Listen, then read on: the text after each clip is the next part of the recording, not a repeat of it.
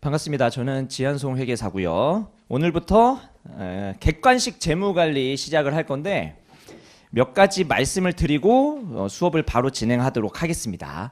근데 여기 그 교재가 있어요. 교재가 친절한 객관식 재무관리 제3판으로 하고요. 2판은 아마 수업이 힘들지 않을까, 2판을 가지고 수업을 듣는 거는 힘들지 않을까 생각이 듭니다. 그래서 3판으로 수업을 진행할 거고, 교재 보시면은 분권화 되어 있죠. 분권이 요약집, 문제, 해설 이렇게 되어 있습니다.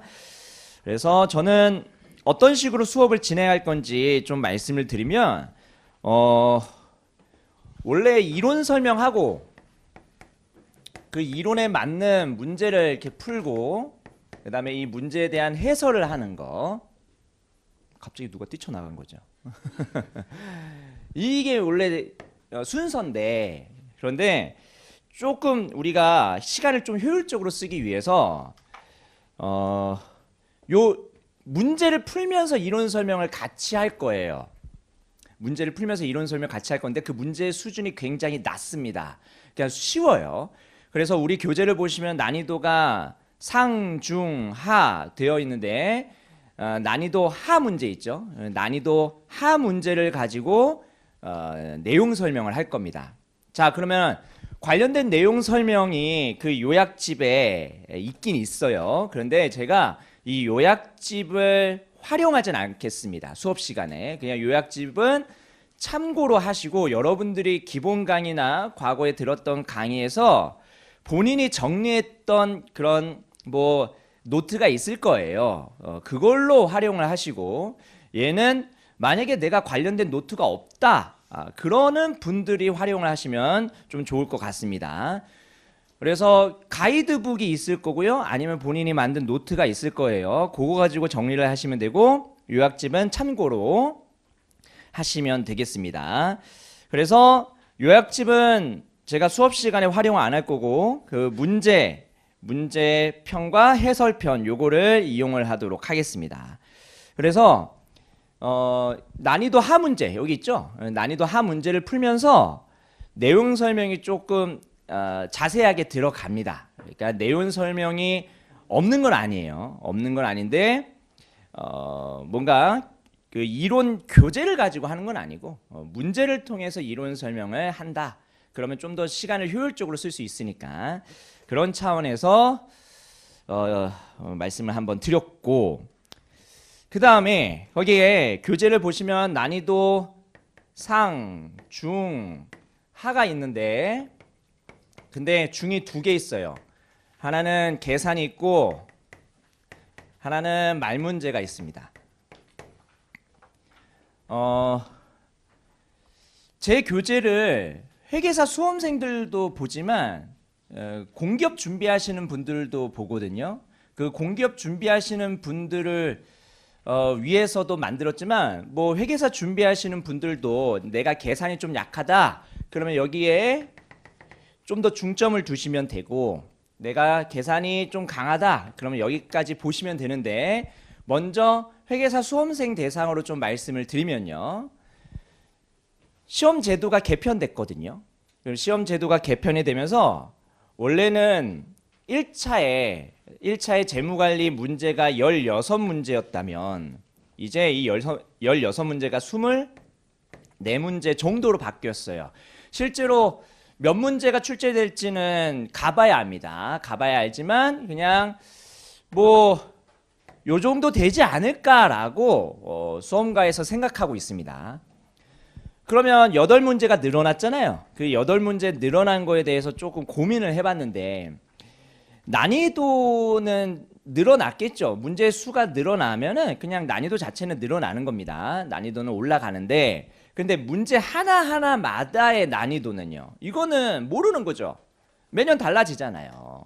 이건 모르는 거고, 대신에 우리가 생각할 수 있는 건 여기서 8문제가 추가됐다 그러면서 우리가 생각할 수 있는 거는 그 8문제 안에 어떤 범위까지, 재무관리의 어떤 범위까지 다룰 것이냐, 그거를 우리가 생각할 수 있는데, 이제 예전에는 요 난이도 중까지만 해서 시험이 평이하게 나오면 어느 정도 다 해결이 됐습니다. 1차는. 그런데 이제 8문제가 증가되면서 어디서 나올지, 어느 지역적인 부분에서 나올지 두 가지 그 경우가 있는데, 첫 번째는 2차 주제를 끌고 내려오는 거예요. 1차에는 안 나왔는데, 과거에 안 나왔는데 2차에만 나왔던 그런 주제들이 있을 거예요. 그 주제들을 끌고 내려올 수 있어. 그러면 이건 어떻게 대비해야 돼요?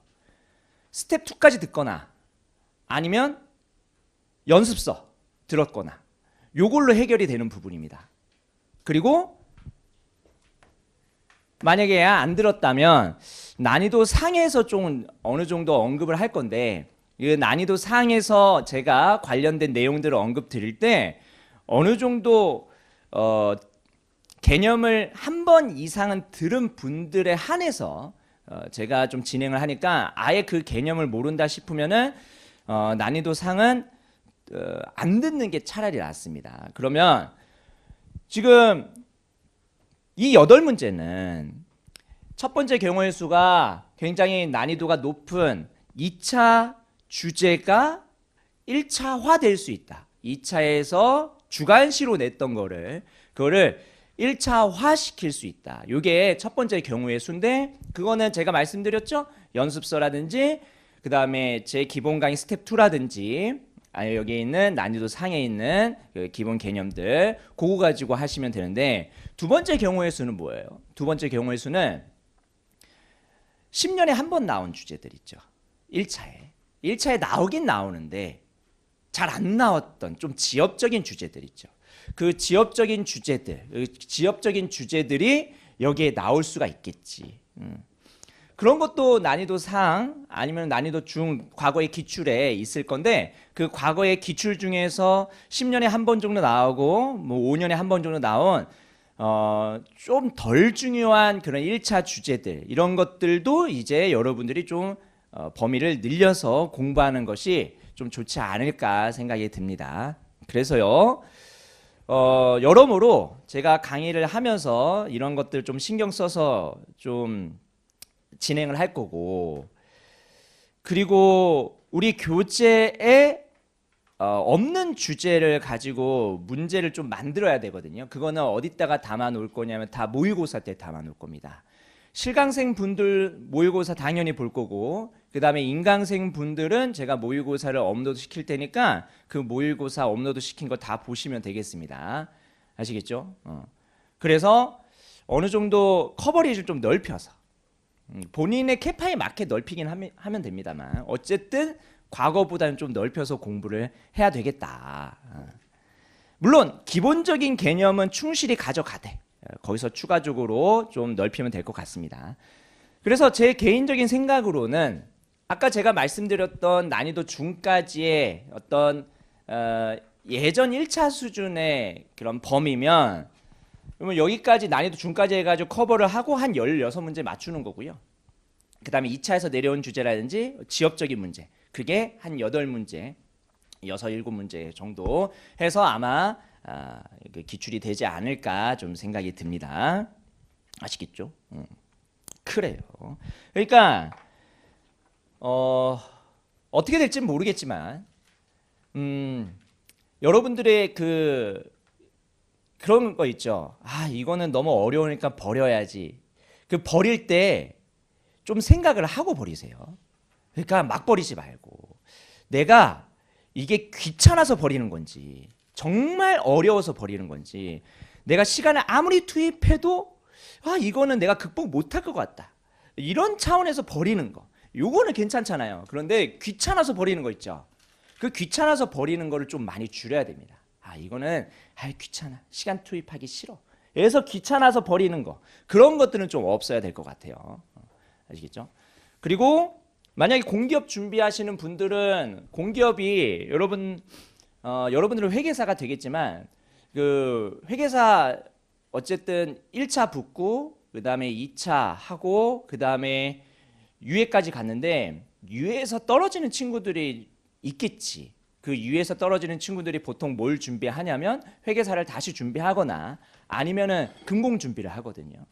그래서 금공 준비하시는 분들도 요 강의를 좀 듣는데 금공은 A매치랑 B매치가 있습니다. 그래서 A매치는 좀 난이도가 어려운 그런 필기 시험을 가지고 있는 금융공기업 시험이고 금융공기업이고 그다음 B매치는 그보다 조금 낮은 공기업인데 금융공기업인데 여기 난이도 중까지가 B매치 금공이고 난이도 상까지가 A매치라고 보시면 되겠습니다. 이걸 간단하게 언급드리고 그다음에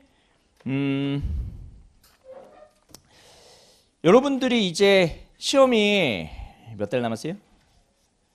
오늘이 10월이죠. 10, 11, 12, 1, 2 4개월 반?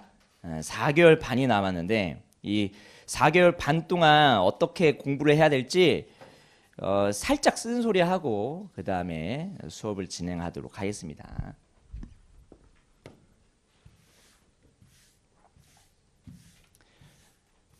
1차 몇 명 뽑죠? 우리? 한 3,000명 뽑나요? 올해 3,000명 뽑았거든요. 1차 3,000명 뽑고 2차에 1,300명 뽑았나? 아무튼 3,000명 정도가 내년에도 뽑는다 치면은 회계사 수험생 수가 점점점 증가를 하고 있습니다. 회계사 수험생 수가 증가하는 건 저한테 좋은 거예요, 나쁜 거예요? 좋은 거죠. 좋은 건데 근데 그게 문제가 아니라 회계사 수험생이 증가할 때 그 증가되는 유입되는 인원들을 봐야 됩니다.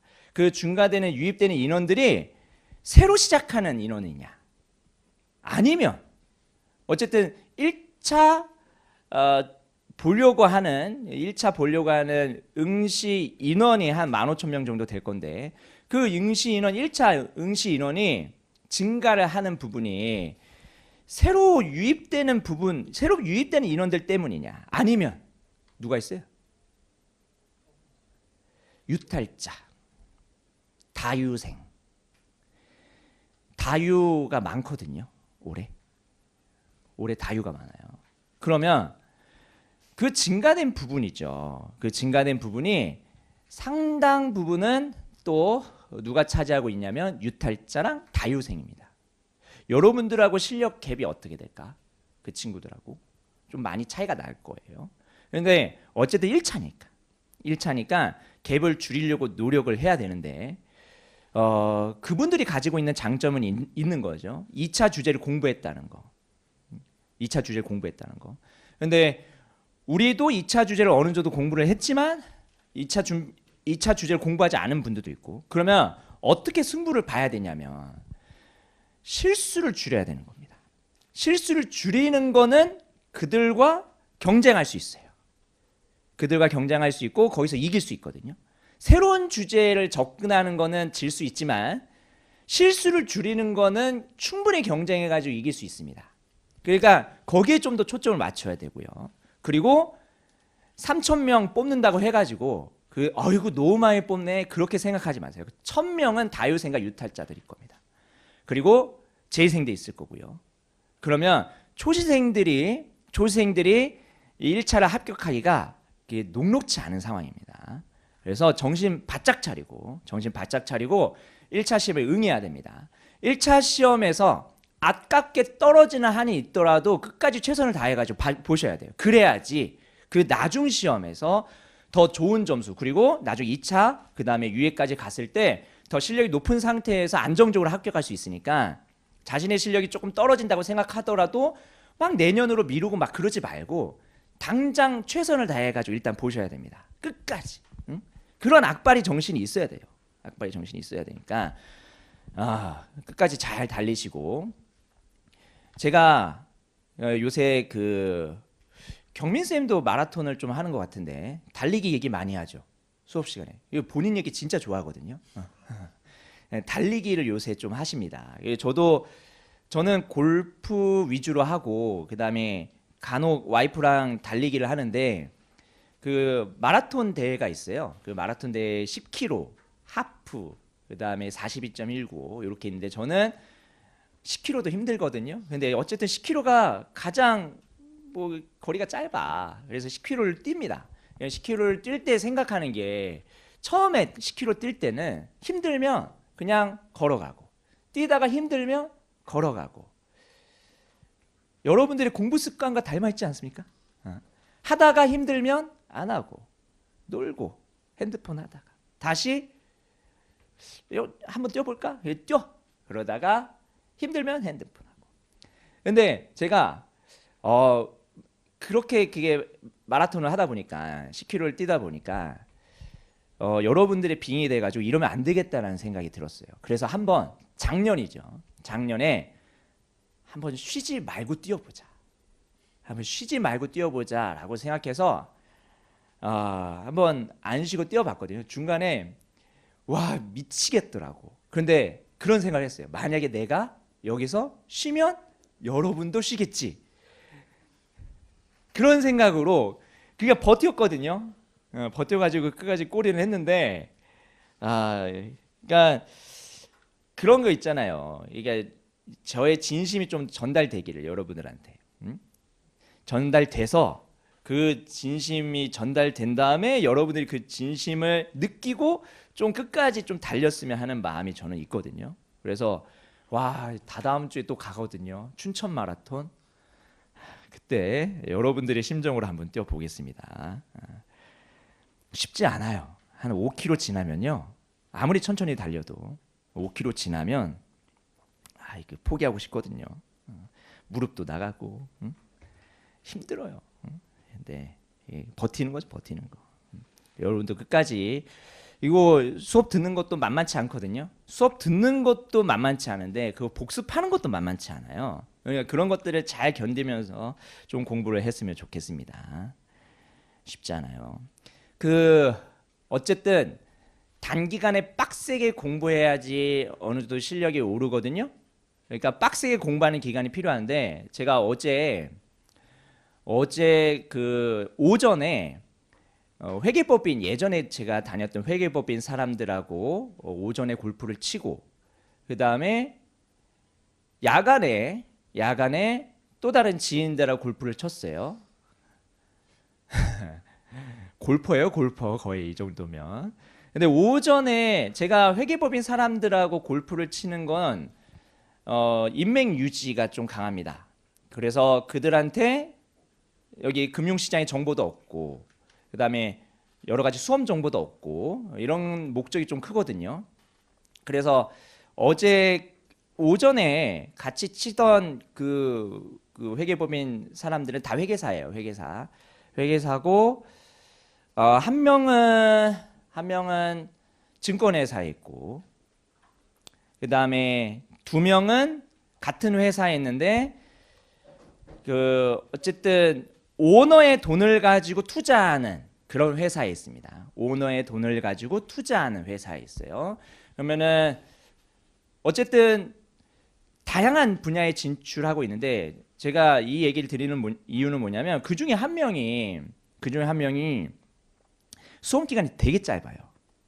수험 기간이 되게 짧은데 얼마나 짧을 것 같아요? 가장 짧으면 어느 정도일까? 2년 반? 더 짧게 하면 한 어느 정도일까? 더 짧게 하면? 제 학교 후배면서 KPMG 후배인데 얼마일까? 더 짧? 1년? 1년이면 어떻게 해야지 1년이 되지? 여름부터 해서 1차 붙고 그 다음에 2차 동차 되면 그러면 1년이죠. 그 친구가 9개월인가 10개월인데 가을 종합반 그 다음에 1차 그 다음에 2차 동차입니다. 그리고 경영학과가 아니야. 재수없죠. 재수없죠. 그 친구가 그 10개월은 정말 미친 듯이 그냥 거의 잠도 안 자고 공부를 했대요. 그러니까 수험은 그런 것 같아요. 그 친구의 회계법인 실력이 뛰어나냐?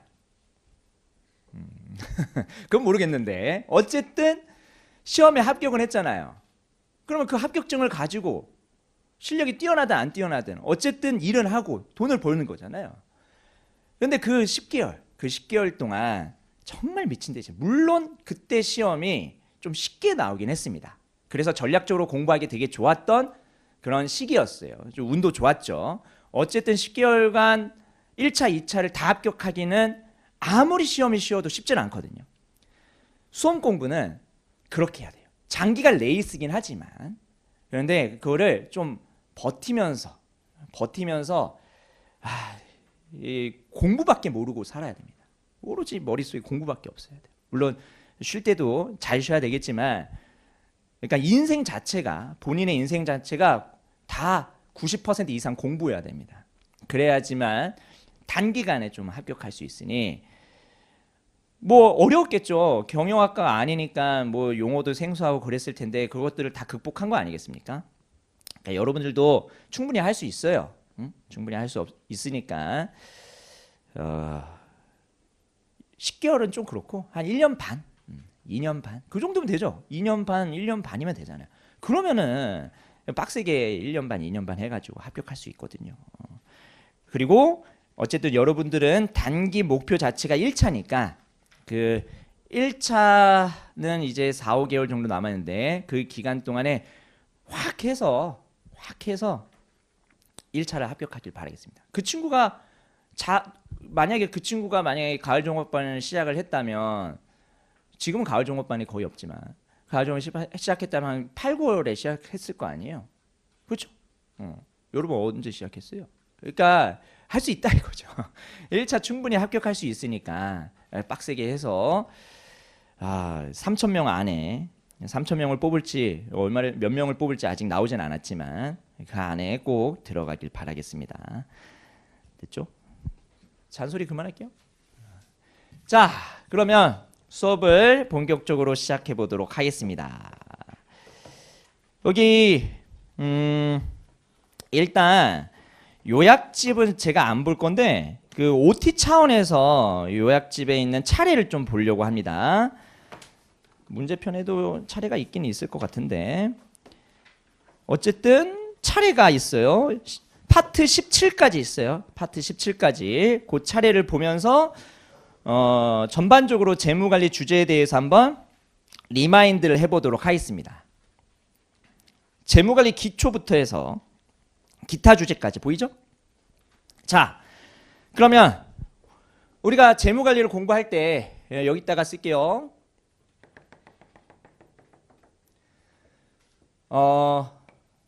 BS를 보통 먼저 그리죠.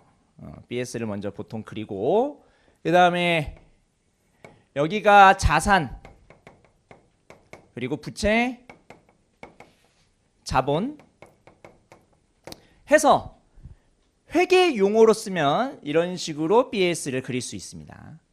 그런데 재무관리에서는 이 부채를 뭐라고 불러요? 타인 자본. 그 다음에 이 자본을 뭐라 불러요? 자기 자본. 이런 식으로 용어를 좀 바꿔요. 그리고 나서 얘를 총자본이라고 부르죠. 그리고 이 총자본은 조달한 돈의 의미입니다. 그러니까 기업이 자산을 사기 위해서 돈을 조달을 하는 거예요. 돈을 조달할 때 사채를 발행해서 조달할 수도 있고 주식을 발행해서 조달할 수도 있습니다. 요거는 뭐 기본적인 내용이죠. 자, 그러면 조달한 돈을 가지고 자산을 사는데 이 자산이 얼마짜리냐라고 할 때 이 두 가지 의미가 있을 거예요. 내가 산 금액이 있고요. 그런데 내가 산 금액보다 시장 가격이 어떨 수도 있어요. 비쌀 수도 있거든요. 그냥 내가 100에 샀는데 근데 따지고 보니까 한 120짜리야. 그럼 120짜리를 100에 샀으면 싸게 잘 산 거잖아요. 그런 식으로 잘 샀네 라고 의사결정을 또 해야 되는데 그러려면 가격이 두 개 필요합니다. 하나는 산 가격, 회계에서는 역사적 원가로 부릅니다. 역사적 원가로 부르고 두 번째 시장 가격, 회계에서는 뭐라 불러요? 공정가치라고 부릅니다. 공정가치. 시장에서 거래되는 가격. 그게 공정가치인데 그때 그 공정가치가 두 가지 의미가 회계에선 또 있죠. 내가 판다면 부대원가 빼서 순실현 가는 가치가 있고요. 내가 다시 산다면 현행 대체 원가가 있습니다. 그러니까 시장 가치 자체를 회계에서 다양하게 표현하고 있어요. 근데 우리 재무관리에서는 회계 용어 잘 안 쓸 거거든요. 쓰긴 쓰는데 막 깊게 들어가지는 않아요. 그러면 재무관리에서의 그 팔 때의 가격과 살 때의 가격 있죠. 그거는 그냥 매도 호가, 매수 호가예요. 내가 이 가격에 팔겠습니다. 이 가격에 사겠습니다. 그게 만나면, 매수호가랑 매도호가가 만나면 그게 거래 가격이 되고 회계에서는 공정가치라 불리는 겁니다. 됐죠? 그게 시장 가격이에요. 그 시장 가격으로 살 수도 있겠지. 근데 그 시장 가격보다 싸게 살 수도 있겠죠. 그 시장 가격으로 사게 되면은 그러면 그거는 균형입니다. 그렇죠? 시장 가격과 내가 산 가격이 똑같아요. 수요와 공급이 일치한다는 거죠. 균형. 그런데 내가 더 싸게 사. 그럼 불균형 상태에서 내가 싸게 사는 거잖아요. 그러면 비싸게 사냐 싸게 사냐 요 관점에서 보시면 그러면 채택과 기각이라는 의사결정이 생깁니다. 됐죠? 그러면 뭐가 중요하냐? 시장 가격이 되게 중요하다. 시장 가격을 잘 구해야 내가 싸게 샀는지 비싸게 샀는지를 판단할 수 있다. 그래서 재무관리는 시장 가격을 구하는 게 핵심이에요. 자, 그러면 시장 가격으로 돌아갈게요. 그러면 조달한 돈하고 시장 가격이 같을 수는 있지만, 그러니까 조달한 돈으로 자산을 샀는데 그 자산 산 금액이 시장 가격과 동일할 수도 있지만 다를 수도 있다고 했죠. 자, 그러면 시장 가격을 크게 두 가지로 볼게요. 아까 얘기했던 거래되는 가격이 있어요. 거래되는 가격이 있으면 그거 시장 가격으로 하면은 충분하죠. 그런데 거래가 안 될 수도 있어. 주식 같은 경우에도 상장 주식이 있고 비상장 주식이 있어요. 근데 상장 주식은 거래가 잘 되죠. 그래서 시장 가격이 거의 매일매일 공시가 돼. 근데 비상장 주식 거래되면은 거래될 때 공시가 되고요. 자, 부동산은요. 매일매일 거래가 되는 아파트 시장도 있지만 매일매일 거래가 안 되는 공장, 토지, 나대지 이러한 시장도 있습니다. 그러면 걔네들의 시장 가격은 어떻게 구할 건데? 거래가 안 되는 자산의 시장 가격은 어떻게 구할 건데? 그게 현금으로 할인법으로 구합니다. 미래에 발생하는 현금 흐름을 추정한 다음에 적절한 할인율을 할인해서 현재 시장 가격을 구하는 거예요. 회계에서는 뭐라 불러요 이거를? 사용가치라 부릅니다. 회계에서 유형자산 할 때 사용가치 구하잖아요. 유형자산의 평가할 때 손상차손 검토할 때 사용가치 구하거든요 여러분. 그러니까 사용가치라는 용어는 회계 용어지만 어쨌든 우리는 현금 흐름 할인법으로 현재 가격을 구한다라는 차원에서 거래되지 않는 어떤 증권 자산의 시장 가격을 미래 현금 흐름으로 할인해 가지고 구하는 그 과정을 재무관리에서 집중적으로 공부합니다. 여기까지 됐죠? 여기까지. 자, 그러면 다시 돌아와서 요청 자본으로 자산을 샀다라고 했는데 이 자산의 사용 가치, 그러니까 실제 시장 가치를 구해 보니까 요 총 자본보다 작을 수도 있고 클 수도 있는 거잖아요. 자, 그래서 얘를 조금 변형해서 쓸 건데 어떻게 쓸 거냐? 여기에 타인 자본, 그 다음에 자기 자본이 있고요. 그 다음에 여기에 장부가, 자기 자본의 장부가가 있어요. 이거는 회계상의 장부가고 조달한 금액입니다. 예를 들어서 40, 60이라고 칠게요. 그러면 자산 얼마 샀어요? 자산 100을 샀어요. 그런데 시장 가격이 100일 수도 있지만 100이 아닐 수도 있다고 했었죠. 100은 내가 산 금액이고 실제로 시장 가격 구해보면 100보다 클 수도 있고 작을 수도 있잖아요. 자, 100보다 큰 시장 가격이 있다고 치면 예를 들어서 현금으로 할인법 FCF 모형 아니면 FCF2 모형 APV법 뭐 여러 가지 방식을 통해서 시장 가격을 구했더니 얘가 120이야.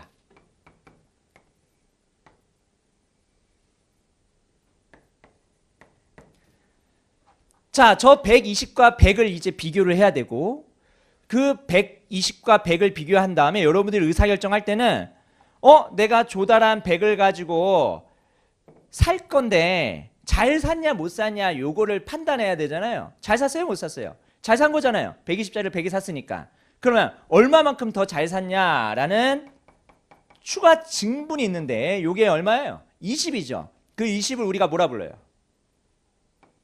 요 20을 NPV라고 부르죠. 요 20을 NPV 또는 뭐라고 부르는지 아십니까? NVA라고도 부릅니다. 시장 부가가치.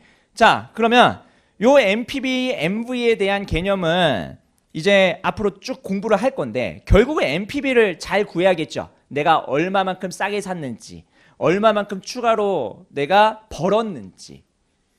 자, 그러면 요 20은 타인 자본, 자기 자본 중에 어디에 속할까? 누구 거예요? 저 20은 채권자 거예요? 주주 거예요? 주주 거죠? 그래서 요 자기 자본이 80이 나오는데 이 80은 우리가 시장 가격, 자기 자본의 시장 가치라고 부를 겁니다. 그러니까 요 구조를 여러분들 일단 이해를 하셔야 돼요. 조달액, 그 다음에 그거 가지고 샀다, 역사적 원가, 그 다음에 시장 가치, NPV, 그 NPV는 주주 거, 자기 자본의 장부가랑 자기 자본의 시장가가 나뉘네. 그러면 자기 자본의 시장가에서 장부가로 빼면 그래도 NPV가 나오네. 요 구조를 일단은 여러분들이 파악을 하셔야 됩니다. 그러니까 단순하게 숫자를 볼 때 이게 시장 가치인지 장부 가치인지 판단을 못하는 상태의 숫자를 보게 되면 그러면 재무관리 되게 헷갈려져요. 그래서 얘가 장부 가치인지 시장 가치인지를 문맥상 잘 파악한 다음에 여러분들이 의사결정을 해야 됩니다. 아시겠죠? 자, 그러면 자, 재무관리 기초에서는 뭘 배우냐? 재무관리 기초에서는 이러한 구조랑 그 다음에 화폐 시장 가치. 우리가 시장 가격을 구할 때 시장에서 거래되는 가격을 보고 그거를 시장 가격으로 산정을 할 수도 있는데 그거는 간단하죠. 너무 간단하죠. 그런데 우리가 거래되지 않는 증권, 자산의 가격을 구할 때는 어떻게 구해요? 미래의 현금 흐름을 추정한 다음에 그거를 적절한 할인율로 할인해서 구해야 되잖아요. 그때 필요한 게 화폐의 시장 가치입니다. 그래서 재무관리 기초에 화폐의 시장 가치가 포함되어 있어요. 그리고 시험에 나오고요. 그래서 그거를 공부할 거고. 그 다음에 파트 2는요. 파트 2는 경제성 평가가 있는데 경제성 평가 기법들이 여러 가지가 있습니다. NPV법이 가장 기본적이고요. 회수기간법, 회계이익률법, 수익성지수법, 내부수익률법 해서 다양한 경제성 평가 기법들을 공부하고 그 중에서 NPV가 가장 짱입니다 라고 결론을 맺은 다음에 구합니다. 그래서 할까 말까에 대한 의사결정을 하는데 그게 거기에 투자한의 경제성 평가입니다. 됐죠? 그러면 자, 저 120이라는 자산의 시장 가치 이렇게 쓸까요? 자산의 시장 가치를 어떻게 구했어요? 미래의 현금 흐름을 현재 가치로 할인하는 방식으로 구했어요. 그런데 시장 가격 구할 때 제가 두 가지 방식이 있다고 했었죠. 시장을 살펴보고 거기서 거래되는 가격이 얼마인지 보고 시장 가격, 아니면 미래의 현금 흐름을 현재 가치로 할인해가지고 구한 시장 가격. 근데 그 시장 가격을 내재 가격이라 부를 거고요. 그 다음에 하나 더 있는데 미래의 현금 흐름을 현재 가치로 할인하는 방식 말고 주가 배수 모형, 그러니까 멀티플 모형이라고 해서 내가 산정하고 싶은 그 증권의 가격을 모를 때 그 증권과 유사한 친구의 가격을 가지고 빗대어서 한번 구해보는 방식이 있어요. 주가 배수 모형에서는 PER, PBR, PSR 이런 것들을 공부하거든요. 그래서 나중에 더 나아가게 되면은 그것까지 우리가 시장 가격을 구하는 방식으로 얘기를 할 건데 가장 대표적인 방식은 DCF, Discounted Cash Flow, 현금 흐름 할인법을 이용해서 구할 겁니다. 그러면 얘를 구할 때 어떻게 구해요? 자, 요 자산으로부터 발생되는 미래의 현금 흐름을 우리는 뭐라 부르냐면 Free Cash Flow라 부릅니다. 그래서 자산으로부터 발생되는 미래의 현금 흐름 Free Cash Flow to Firm 해서 FCFF라고 이렇게 부르고요. 요거를 추정해야겠죠. 미래에 발생하는 현금 흐름, 미래 자산으로부터 발생되는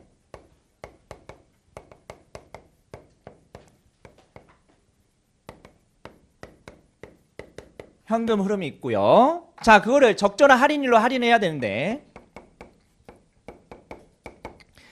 K로 할인하겠죠. 얘는 적절한 할인율인데 어떻게 구해요? 얘? 나중에 가중평균 자본 비용으로 구할 건데 그 가중평균 자본 비용이 타인 자본 비용과 자기 자본 비용을 섞은 개념이거든요. 타인 자본 비용은 여기서 나갈 거고 자기 자본 비용은 여기서 나갈 건데 그거를 비율로 환산한 다음에 그거를 섞으면 가중평균 자본 비용입니다. 자, 그러면 요 K는 우리가 어떤 식으로 얘기하냐면 요 FCFF는 미래의 추정치예요. 미래의 추정치라는 것은 확실한 금액이 아니라 예상하는 금액이에요. 그러면 내가 예상하는 금액과 달라질 수 있는 정도가 있는데 그거를 우리는 위험이라고 부르죠. 그래서 내가 예상했던 것과 달라질 정도, 그거를 위험이라고 정의한 다음에 그거를 변동성이라 부를 거고, 나중에 표준편차, 분산, 베타, 공분산, 공원도 이런 다양한 것들을 이용해서 그 위험을 측정할 겁니다. 자, 그러면 위험이 크면 수익률은 어떻게 돼요? 위험이 크면 수익률은 커지죠. 그렇죠? 위험이 크면 수익률은 커진다. 왜? 위험 회피자 관점에서는 위험하면 그만큼 높은 수익률을 요구하니까. 그래서 하이 리스크 하이 리턴입니다. 위험 회피자 관점에서. 그러면 요 K는 요 FCF에 내재된 위험이 반영된 할인율이고요. 위험이 커지면 K도 커질 겁니다. 그래서 위험이 반영된 자본 비용. 자, 위험이 반영된 자본 비용인데 결국은 나중에는 가중평균 자본 비용을 쓸 겁니다. 그렇게 해서 120을 구하는 거예요. 여기까지 됐죠?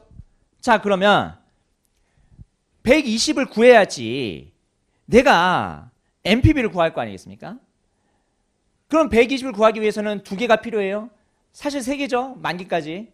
만기는 뭐 어쨌든 주어질 거니까 중요한 건 FCF 구해야 되고요. K 구해야 됩니다. 자, FCF를 어디서 구하냐면 거기에 투자안의 경제수평가 파트 3에서 공부를 합니다. FCF를. 그 다음에 저 K를 구해야 되잖아요. 저 K는 위험하면 커집니다 라는 위험 회피적 가정 하에서 저 K를 구할 건데 그 K를 구하는 게 파트 4, 5, 6까지입니다. 됐죠? 자, 이렇게 해가지고 요거를 우리가 구할 거고요. 그런데 120을 구하는 방식이 하나 더 있습니다. 뭐가 있냐? 40에서 80을 더해도 되죠. 40에서 80을 더해도 되잖아요. 그러면 타인 자본을 B라고 할게요. 타인 자본의 가치에서 자기 자본을 S라고 할게요. S의 장부 가치예요? 시장 가치예요? 시장 가치를 더해서 구할 수도 있죠. 그러면 자, 요 40이라는 금액은 어떻게 구한 거냐? 이 40에 투자한 채권자가 있을 겁니다. 그래서 이 40에 투자한 채권자 입장에서는 여기에 채무증권이라고 적혀 있겠죠. 채권이니까. 그래서 채권 40 이렇게 적혀 있을 거고, 기업 입장에서는 채권자한테 40을 빌린 겁니다. 채권자는 기업한테 40을 투자한 거고. 그래서 기업 입장에서는 여기는 사채 파트를 공부할 거고요. 채권자 입장에서는 금융상품을 공부하는 겁니다. 그리고 이어지는 거고요. 그 다음에 여기도 주식 해서 시장 가치로 만약에 쓰게 되면 80을 이렇게 쓰겠지. 됐죠? 자, 그러면 이 40과 80을 더해서 120으로 나타낼 수도 있겠지. 그러면 요 80을 구하는, 직접 80을 구하는 방식이 있는데 그게 주식평가 파트 7. 그 다음에 요 채권에 대해서도 공부를 해야겠죠? 이 채권의 가치를 구해야 될 거 아니에요? 그 채권의 가치를 구하는 게 파트 8. 그 다음에 9까지 해서. 파트 9은 뭐 채권의 가치를 구하는 것보다는 채권 투자 전략을 공부하는 거니까 그 채권에서 좀 파생된 이야기를 공부를 한다. 이렇게 보시면 되겠습니다. 그 다음에 요 120을 구할 때 특이한 방식이 하나 더 있는데 뭐냐면 이거예요. 만약에 요 100을 살 때 자기 자본으로 100을 다 조달을 했다면 그러면 이 자산의 시장 가격은 120이 나올까 아니면 다른 값이 나올까? 만약에 부채를 쓰지 않고 자기 자본으로만 100을 조달해 가지고 만약에 자산을 샀다면 어떻게 됐을까? 근데 실제로는 타인 자본 40 썼잖아요. 그런데 가정을 한 거죠. as if 만약에 자기 자본을 100으로 조달했다면 그때의 가치, 그거를 뭐라고 부르냐면 무부채 기업의 가치라고 부릅니다. 부채가 없다고 가정했을 때, 자기 자본으로만 조달했을 때 그때 기업의 가치, 그거를 무부채 기업 가치라고 부르거든요. 그래서 여기다가 무부채 기업 가치는 이렇게 써요. 그리고 얘를 뭐라고 조금 더 정리를 할 거냐면 자기 자본으로만 조달 시 자산 가치 또는 기업 가치, 이렇게 얘기를 해요. 그런데 실제로 부채 썼죠. 부채 써서 뒤에다가 더해요. 뭘 더하냐면 부채 사용 효과에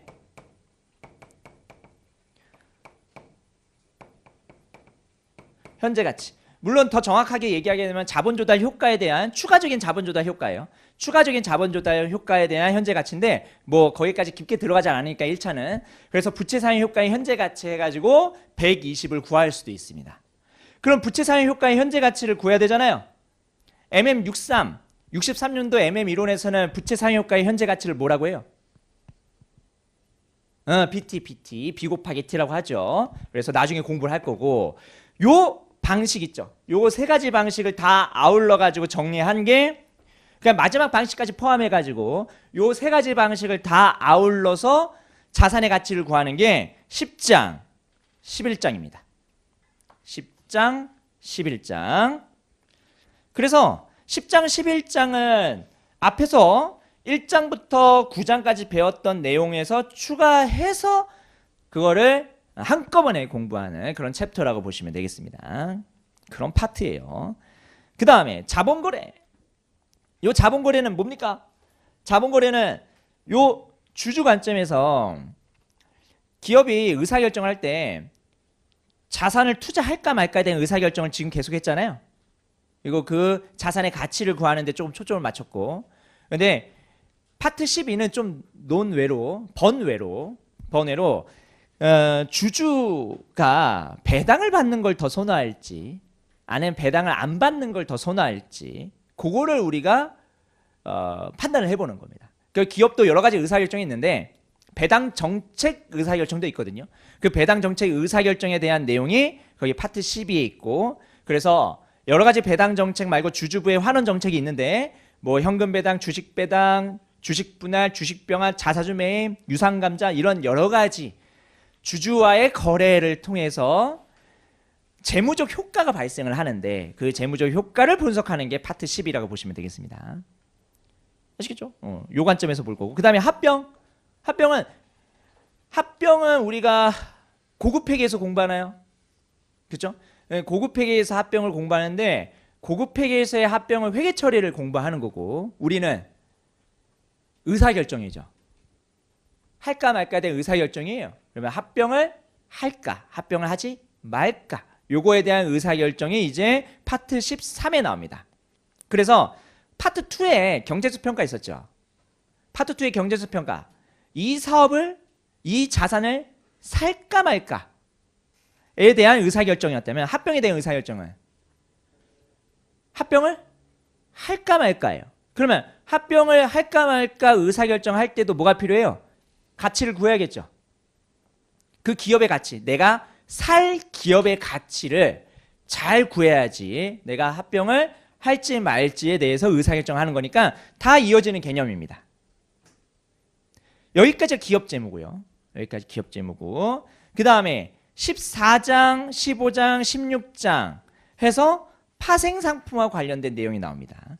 이 파생상품과 관련된 내용은 얘는 옵션, 선물, 그 다음에 기타 주제에 있는 수학까지 해서 총 3가지의 파생 상품을 공부를 하는데 이 파생 상품을 공부하는 거는 기업 재무랑 결이 많이 좀 다릅니다. 다르기 때문에 요거는 뭐 별도의 챕터라고 이어지는 거는 별로 없다라고 보시면 되는데 별도의 챕터라 보시면 되는데요. 근데 옵션의 활용을 가면 실물 옵션을 배우거든요. 실물 옵션은 뭐냐? 우리가 의사결정할 때 단순하게 살까 말까에 대한 의사결정 이거 말고도 A를 할까 B를 할까 요것도 있고요. 오늘 할까 내일 할까도 있고요. 그 다음에 추가로 확장할까 확장하지 말까 요것도 있고요. 사업이 안 좋으면 내가 처분할까 말까 요것도 있고요. 그러면 다양한 의사결정 경우의 수가 존재하는데 그러한 여러 가지 옵션들을 고려한 의사결정이 옵션의 활용에 실물 옵션에 있는데 그 실물 옵션은 기업 재무랑 연결이 될 수도 있을 겁니다. 됐죠? 그러면 그 실물 옵션을 공부하기 위해서 옵션을 공부한다라고 해도 과언은 아니에요. 실제로 1차에는 잘 안 나오지만 2차에는 실물 옵션이 거의 매년 나오거든요. 2년에 한 번은 나오니까. 실물 옵션 부분이 15장에 있고요. 그 다음에 선물과 국제재무관리 있고 그 다음에 기타 주제가 있는데 그 기타 주제는 제가 좀 덜 중요한 거를 기타로 뺐어요. 하지만 기타 주제도 시험에 나오겠죠 이제. 그러니까 8문제가 증가했을 때 어디서 낼까 교수님이 고민할 거 아니에요. 그러면 어디서 내지? 기타 주제에서 한두 개 정도 더 낼 수 있으니 그래서 조금 범위를 17장까지 해가지고 아우르면 좋겠습니다. 됐죠? 끝났네 재무관리가. OT 요 정도 하고요. 그 다음에 이제 잠깐 쉬었다가 본격적으로 수업을 진행하도록 하겠습니다.